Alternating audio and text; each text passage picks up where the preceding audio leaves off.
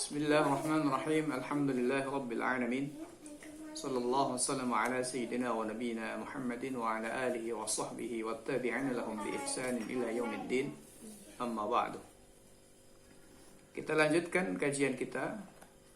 Kita masuk pada pembahasan yang pertama, yaitu tentang keluarga sebelum Islam. Kondisi keluarga atau keadaan keluarga sebelum datangnya Islam.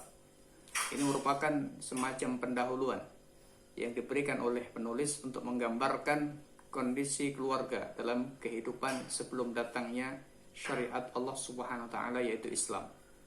Lalu apa peranan Islam yang nanti akan dijelaskan oleh al-muallif rahimahullah, oleh penulis pada pembahasan berikutnya. Al-usratu fima qabla al-Islam. Keluarga sebelum datangnya Islam. Jadi keluarga pada kondisi, pada zaman sebelum datangnya Islam.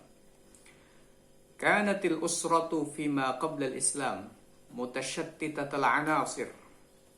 Dahulu keluarga pada zaman sebelum Islam mutashattitatal anasir, tercerai-berai unsur-unsurnya. Jadi keluarga itu punya unsur-unsur. Ya, minimal adalah ada ayah, ada ibu, ada anak. Ini adalah unsur-unsur. Ada mertua, ya, itu bagian dari keluarga. Mutashattitatal anasir, tercerai-berai unsur-unsurnya. Mutaqati'atal awasir, terputus-putus hubungan-hubungannya. La yasiluha rahimun, tidak disambungkan, tidak diikat, tidak disambungkan oleh rahim, yakni ikatan kekerabatan atau ikatan rahim, ikatan nasab. Wala tashfa'u laha qarabah, dan tidak didukung, wala tashfa'u, dan tidak mendukung laha pada keluarga tersebut qarabatun, kekerabatan, tidak didukung oleh kekerabatan. Qad khima 'alaiha al-hiqdu wat tadabur, di mana keluarga itu qad khima 'alaiha, dibayangi oleh al-hiqdu. Qad khayyama 'alaiha al-hiqdu wat tadabur, telah membayang-bayangi 'alaiha pada keluarga al-hiqdu, kedengkian, wat tadabur, dan saling membenci, wat tadabur, dan saling permusuhan, wal baghdha, dan kebencian, wat tanahuru, dan saling permusuhan. Artinya beliau di sini menggambarkan bahwa keluarga pada masa sebelum Islam ini tidak memiliki unsur-unsur yang menyatu, kacau balau. Hubungan-hubungannya terputus, tidak ada hubungan ar-rahim, hubungan kekeluargaan, tidak ada kekerabatan. Dibayang-bayangi keluarga tersebut dengan al-hiqd, dengan kedengkian. Dibayangi dengan at-tadabur, saling berpaling, saling bermusuhan, bal baghdha, kebencian, wat tanahur, dan saling bunuh-membunuh, atau kemudian saling permusuhan juga bisa maknanya begitu. La tu'rafu lil mar'ati, nah berkaitan khusus dengan seorang wanita, la tu'rafu lil mar'ati, tidak dikenal, tidak diketahui bagi seorang wanita dalam keluarga semacam itu qimatun, satu nilai pun, wala tuhfadhu laha karamah, dan tidak dijaga laha bagi seorang wanita karamatun, kehormatan sama sekali. Famathalan, sebagai contoh saja kata beliau, kanatil mar'atu 'indal athiniyin, seorang wanita menurut tradisi Athena, Yunani kuno, tu'tabaru min saqatil mata, dianggap sebagai barang dagangan yang sangat murah.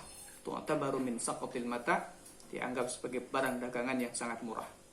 Hatta innaha kanat tuba'u wa tushtara fil aswaq, hingga derajatnya seorang wanita menurut tradisi Athena Yunani, dia itu kanat tuba'u, biasa, tuba'u wa tushtara, dijual belikan, tuba'u, dijual, wa tushtara, dan dibeli, fil aswaq, di pasar-pasar, biasa dijual belikan di pasar-pasar.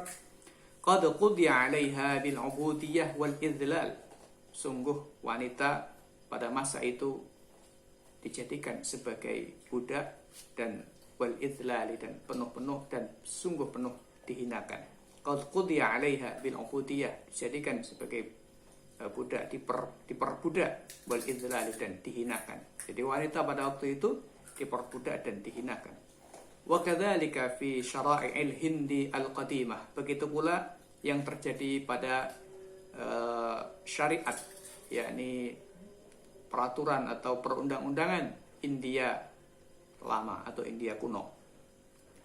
Wa kanat 'inda ba'dil umam al-Arabiyah, sementara itu wanita menurut pandangan mata sebagian bangsa Eropa, laisat laha huququn syakhsiyatun fil milki, mereka tidak memiliki hak-hak pribadi dalam kepemilikan, tidak memiliki hak-hak individu dalam kepemilikan. Wa innama khuliqat li khidmatir rajul, perempuan itu diciptakan untuk mengabdi kepada laki-laki semata. Begitu pandangan sebagian bangsa di Eropa terhadap perempuan. Fala haqqa laha fi tamalluki malabisiha, maka seorang wanita tidak berhak untuk sekedar memiliki pakaiannya, wala fil amwalil lati taktasibuha, dan juga tidak berhak pada harta yang dia hasilkan dari hasil kerjanya, bi araqil jabin, dengan keringat yang mencucur dari pelipisnya atau dari keningnya, artinya dengan usaha kerasnya mendapatkan harta, namun harta itu tidak bisa menjadi hak miliknya. Amma indal Arab, sedangkan wanita menurut tradisi bangsa Arab, faqad kanat mumtahanatan jiddan, maka perempuan menurut tradisi Arab ini juga sangat hina sekali. Mumtahanatan, sangat hina, jiddan, mumtahanatan, dihinakan, jiddan sekali, sangat hina sekali. Hatta inna ba'dal Arab, hingga sampai sebagian bangsa Arab, kanat ya'idul banat, dulu memiliki kebiasaan untuk menguburkan anak-anak perempuan secara hidup-hidup. Kama qala ta'ala, sebagaimana yang disampaikan oleh Allah Subhanahu wa ta'ala, wa idza busyira ahaduhum bil untha dhalla wajhuhu muswaddan wa huwa kadhim yatawara minal qaumi min su'i ma busyira bih ayumsikuhu ala hunin am yadussuhu fit turab ala sa'a ma yahkumun. Kata Allah, wa idza busyira ahaduhum bil untha, dan tatkala diberikan kabar kepada mereka bil untha, lahirnya seorang anak perempuan. Wa idza busyira ahadum, dan tatkala dikabarkan, diberi kabar salah seorang dari mereka bil untha, dengan lahirnya anak perempuan, maka dhalla wajhu, wajahnya langsung berubah. Dhalla wajhu muswaddan, maka wajahnya berubah menghitam. Wa huwa kadhim, sementara orang tersebut menahan amarah. Yatawara minal qaum, dia bersembunyi dari kaumnya. Min su'i ma busyira bih, akibat buruknya kabar yang diberitakan kepada dia. Min su'i ma, akibat buruknya berita, busyira, yang dia diberikan kabar bih, dengan berita tersebut. Akibat buruknya berita, informasi yang disampaikan kepada dia, yakni lahirnya anak perempuan, menurut bangsa Arab dulu itu merupakan kabar yang sangat mengejutkan, kabar yang sangat-sangat memilukan, sangat membuat mereka marah, sehingga mereka perlu untuk bersembunyi dari pandangan mata kaumnya ketika mendapatkan seorang anak perempuan. Ayumsikuhu ala hunin, dia pun berpikir, ayumsikuhu ala hunin, apakah anak perempuan ini yang baru lahir akan dia biarkan, yakni dia rawat, dia tahan, dia rawat, dia pertahankan ala hunin, di atas kehinaan. Artinya dia merasa harus dipertahankan meskipun menanggung malu dengan memiliki seorang anak perempuan. Am yadussuhu fit turab, ataukah ia harus menjejalkan anak itu ke dalam tanah, maknanya dikubur dikubur hidup-hidup. Alasa ama yahkumun, ingatlah betapa buruk hukum yang digunakan atau cara yang mereka gunakan sebagai hukum. Ala, ingatlah, sa'ama yahkumun, buruk sekali hukum yang mereka gunakan. Ai sa'a hukmuhum, ya. Buruk sekali hukum mereka. Artinya pandangan mereka. Hukum itu kan maknanya sebagaimana dikatakan oleh Syekh Muhammad Abdullah Husain, ya. Syekh Husain, Syekh Muhammad Husain dalam kitabnya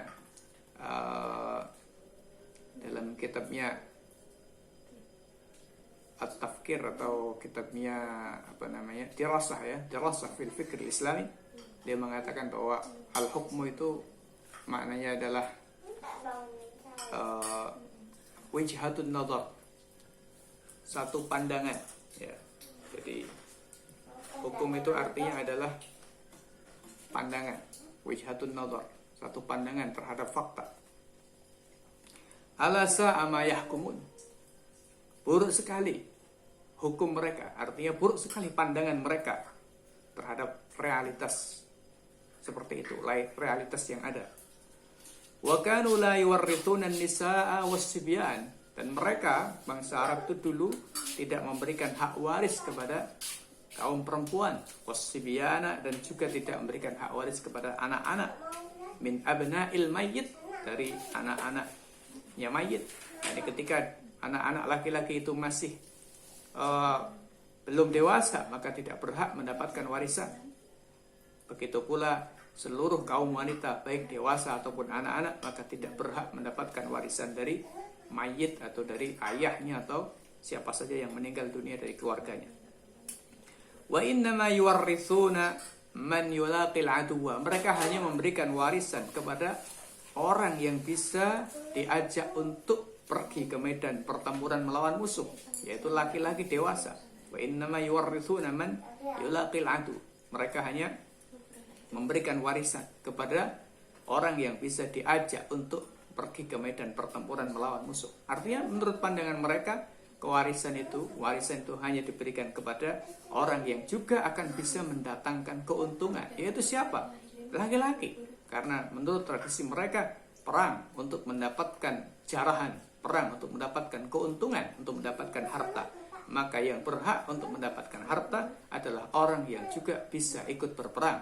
Sementara anak-anak dan perempuan tidak bisa diajak untuk ke medan pertempuran, maka tidak berhak untuk mendapatkan warisan. Na'udzubillah min dzalik. Luar biasa zalimnya mereka. Wa yuqatilu fil hurub, dan bisa berperang di medan pertempuran. Mereka tidak mewariskan kecuali kepada orang yang bisa diajak menghadapi musuh. Wa yuqatilu fil hurub, dan berperang dan bertempur di medan pertempuran. Wa kanatil arabu tarithun nisaa karha. Dulu bangsa Arab juga memiliki kebiasaan mewariskan perempuan secara paksa. Jadi perempuan dijadikan barang warisan, jadikan bahan warisan atau harta warisan.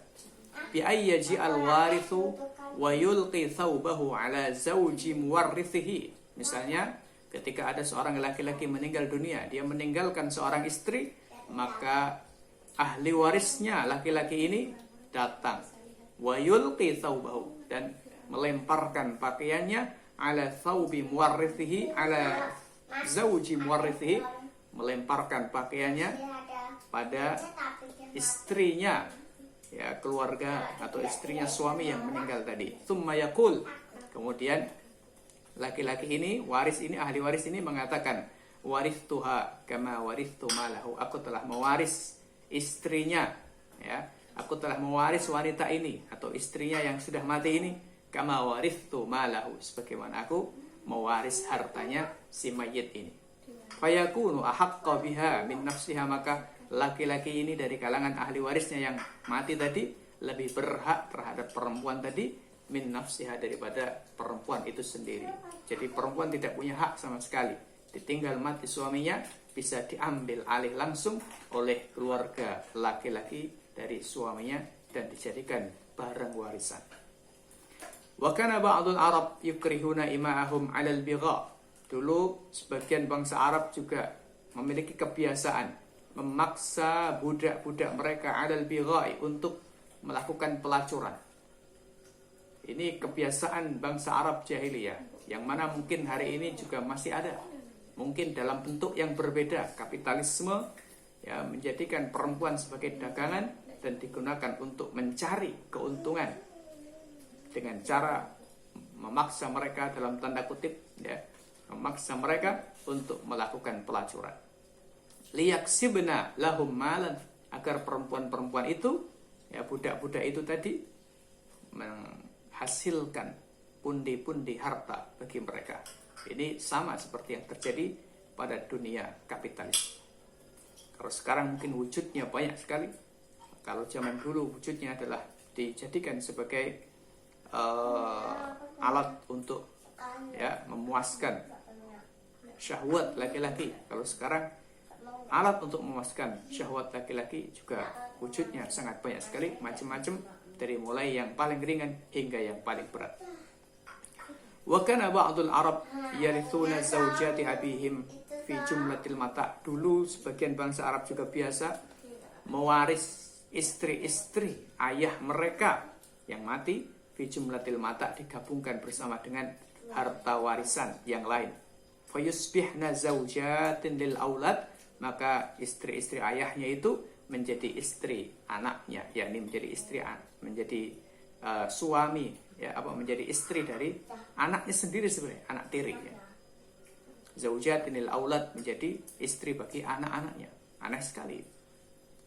Hadhihi anzimatul usrah al-fasidah qabla al-Islam. Inilah beberapa contoh saja sistem keluarga yang rusak sebelum Islam. Thumma jaa al-Islam, kemudian Islam datang. Fa'atal mar'ata huquqaha, maka Islam memberikan hak-haknya kepada wanita, memberikan wanita terhadap hak-haknya. Ala dhaw'il adli, di atas landasan keadilan. Ala dhaw'il adli, di atas landasan keadilan. Waja'alaha asasan fil usratil insaniyah, dan menjadikan wanita ini sebagai asas, fondasi dalam keluarga manusia. Jadi menjadikan wanita ini sebagai asas, sebagai fondasi dalam keluarga wanita, dalam keluarga manusia. Wa'tana biha, Islam memberikan perhatian pada seorang wanita. Wasanaha, dan Islam menjaga wanita. Wahafadha ala karamatiha, dan melindungi kehormatannya. Wabawwa'aha minal makanati, dan Islam memberikan kedudukan kepada wanita al-manzilatal la'iqata bihaliha, pada kedudukan atau posisi yang layak dengan keadaan seorang perempuan atau wanita. Wa syara'a tawrithaha, Islam juga mensyariatkan untuk memberikan warisan kepada perempuan. Wa bayyana huquqaha, dan Islam menjelaskan hak-haknya. Faqala ta'ala, Allah Subhanahu wa ta'ala berfirman, lirrijali nasibum mimma tarakal walidani wal aqrabun walin nisa'i nasibum mimma tarakal walidani wal aqrabun mimma qalla minhu aw kathur nasiban mafruḍa. Bagi laki-laki nasibun, bagian, mimma tarakal walidan, dari apa yang ditinggalkan oleh kedua orang tua, wal aqrabun, dan kaum kerabat. Walin nisa'i, dan bagi perempuan juga nasibun, bagian, mimma tarakal walidani, dari apa yang ditinggalkan oleh kedua orang tuanya, wal aqrabun, dan kaum kerabatnya. Mimma qalla, dari apa, yakni harta yang sedikit, minhu, dari harta warisan, au katsura, atau harta yang banyak. Jadi banyak sedikitnya tergantung kondisi. Kadang-kadang seorang wanita bisa mendapatkan warisan lebih banyak daripada laki-laki, tapi kadang-kadang juga lebih kecil daripada laki-laki. Jadi Allah Subhanahu wa ta'ala mengaturnya sedemikian rupa sesuai dengan kondisi perempuan. Nasiban mafruḍah, sebagai bagian yang telah ditetapkan oleh Allah. Jadi kalau kita melihat Al-Quran, menetapkan hukum waris ini detail sekali. Kenapa? Mungkin karena ada hikmah tersendiri, yaitu bahwa di latar belakang masyarakat Arab jahiliyah, perempuan ini seringkali, bukan seringkali tetapi selalu dizalimi hak-hak keuangannya, hak-hak ekonominya, hak-hak hartawinya. Sehingga kemudian secara khusus Al-Quran ketika menjelaskan masalah warisan ini sangat detail sekali, dan menetapkan itu sebagai hak yang tidak bisa digugurkan sama sekali. Nasiban mafruḍah. Jadi menurut Islam, harta warisan itu tidak bisa ditolak. Jadi tidak bisa kita mengatakan saya tidak mau mendapat warisan, tidak bisa. Tetap harus kita terima itu harta warisan. Tetapi kalau kemudian kita merasa sudah cukup, merasa sudah kaya, boleh kita berikan kepada orang lain, kepada keluarga yang lebih membutuhkan. Tetapi setelah kita terima sebagai harta warisan. Karena itu nasiban mafruḍah. Kama harramal islamu irthan nisa karhan. Sebagaimana Islam juga mengharamkan mewaris perempuan.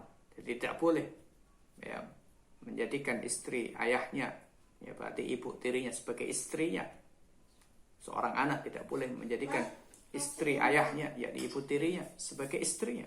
Tidak bisa. Atau keluarga besar, seorang laki-laki tidak bisa mewaris, menjadikan seorang perempuan itu sebagai istrinya. Begitu saja.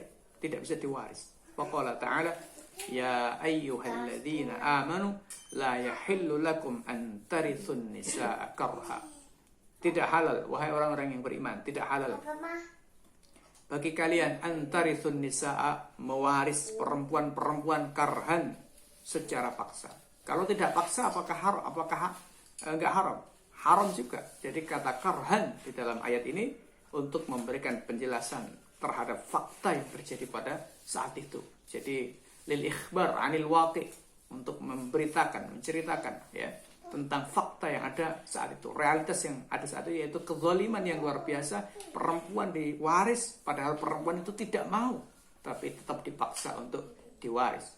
Nah, artinya berarti kalau tidak dipaksa, suka sama suka atau rela, tetap saja haram hukumnya. Kama harramal islamu ikrahal ima 'alal bigha, sebagaimana Islam mengharamkan memaksa budak-budak untuk melakukan pelacuran.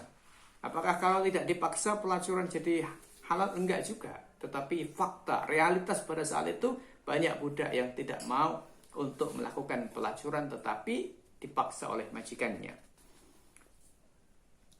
Faqala ta'ala, Allah berfirman, ya ayyuhalladzina wala tukrihu fatayatikum, dan janganlah kalian memaksa budak-budak perempuan kalian alal bigha'i, melakukan zina atau melakukan pelacuran, in aradna tahassunan, jika mereka menginginkan untuk menjaga diri, litabtahu aradal hayatid dunya, di mana tujuan kalian memaksa mereka adalah agar kalian bisa mencari, mendapatkan aradal hayatid dunya, keuntungan harta kehidupan, harta dalam kehidupan dunia, harta dunia ini. Artinya di sana ada fakta bahwa pemaksaan itu terjadi. Yang kedua ada fakta bahwa ada sebagian budak-budak itu yang tidak mau sebenarnya. Nah, ini yang dikritik oleh Allah Subhanahu wa taala dengan sangat keras. Meskipun bahwa pelacuran, apakah suka sama suka, rela, ridho dengan itu, semuanya tetap haram. Kama naha an nikahi zaujatil aba, sebagaimana Islam juga melarang menikahi istri-istri ayahnya. Bukan hanya mewaris yang haram, menikahi istri-istri ayahnya sendiri, yakni ibu-ibu tirinya, itu hukumnya juga haram. Bi uslubin, Islam melarang dengan uslub, dengan gaya bahasa, dengan diksi munaffirin yang sangat membuat benci terhadap an hadhil jarimah, terhadap pelanggaran, terhadap kriminal ini, ya, kriminalitas ini, kriminal, perbuatan kriminal ini.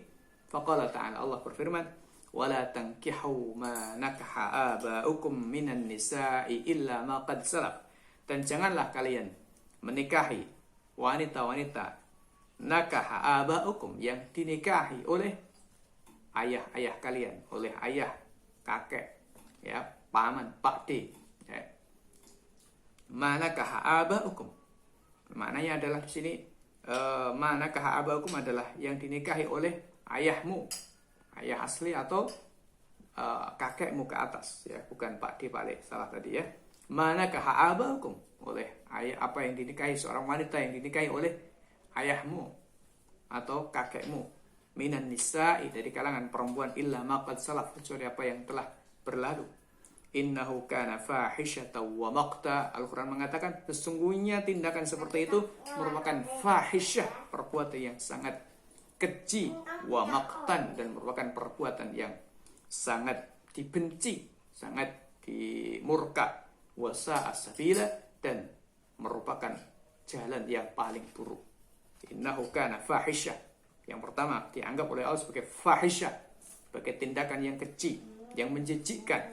Wa maqtan, sebagai tindakan yang sangat dibenci sekali. Wa sa'asabila, sebagai cara penyelesaian hidup atau cara pandang atau cara perbuatan yang sangat buruk sekali. Ikhwati fillah rahimakumullah, barangkali itu untuk kesempatan kita pada kali ini tentang masalah usrah qabla al-Islam. Demikian, mudah-mudahan ada manfaatnya. Assalamualaikum warahmatullahi wabarakatuh.